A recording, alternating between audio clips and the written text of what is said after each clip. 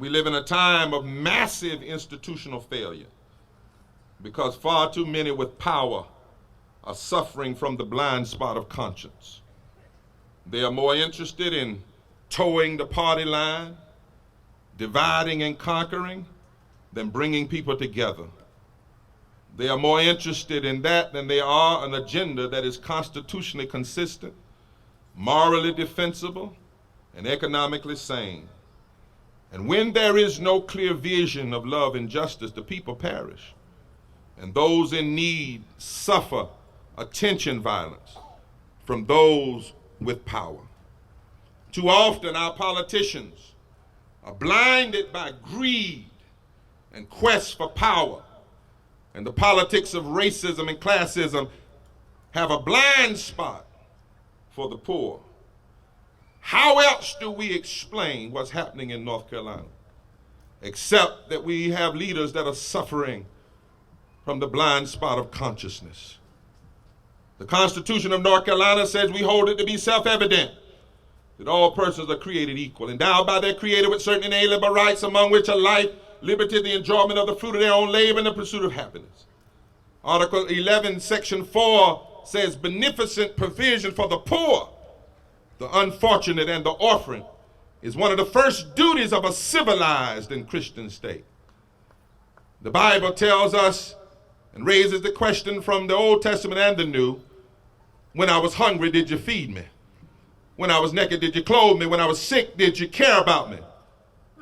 How in the face of these great moral traditions do we see such a blindness toward the poor and the hurting?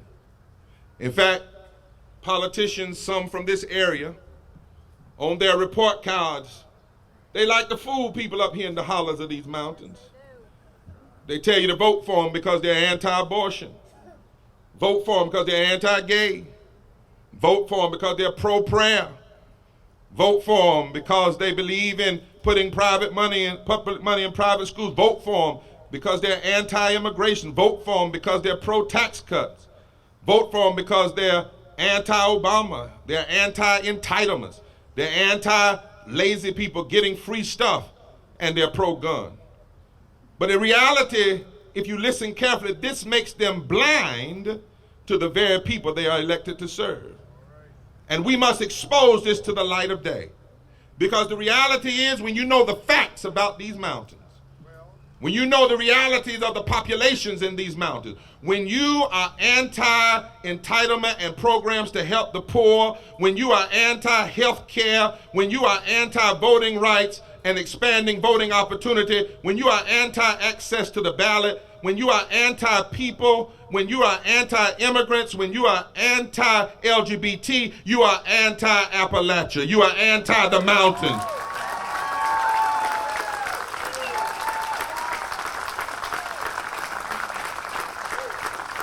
And no longer can we allow people to hide behind being anti-gay, anti-abortion as a pseudo-moral cover when you are hurting the poor and hurting the sick and undermining voting rights. That's immoral. When you use power to take away basic civil rights and human rights because of people's race, religion, or sexuality, that's unconstitutional, that's immoral, and you must be called out for it.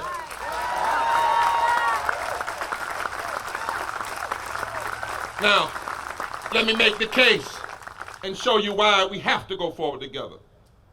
Because when legislators from here go to Raleigh and they raise taxes on the working and cut taxes for the wealthy, they are hurting you and your neighbors. And this is wrong and a form of political violence. Let's look at the facts for a second. Jackson County, the population is 36,896. 86% are white. Only 1.7% black. So and 8,748 people are living in poverty in Jackson County, mostly white. 1,919 children are living in poverty, mostly white. 45% of the county are low income. For a family of 3, it costs $20.76 to make ends meet. The richest 5% of the households have an average income of 30 times greater than the poorest fifth. 2,798 people were using earned income tax credit before the legislature and leaders from here cut earned income tax credit. Up here, 1,659 people are being denied Medicaid expansion. That's working poor people, that's veterans and others. You are going to receive 305 less jobs because this legislature has denied Medicaid expansion. You are going to receive $67.4 million less in money growth to your economy. And so, you don't need anybody playing a wedge issue with you, saying vote for me because I'm pro-prayer in the school and anti-abortion and against gays. If they want to be for you, they ought to be for health care. They ought to be for living wages. They ought to be for earned income tax credit. They ought to support long-term unemployment because of the jobs that have left these communities. We will no longer be fooled by a false moral agenda.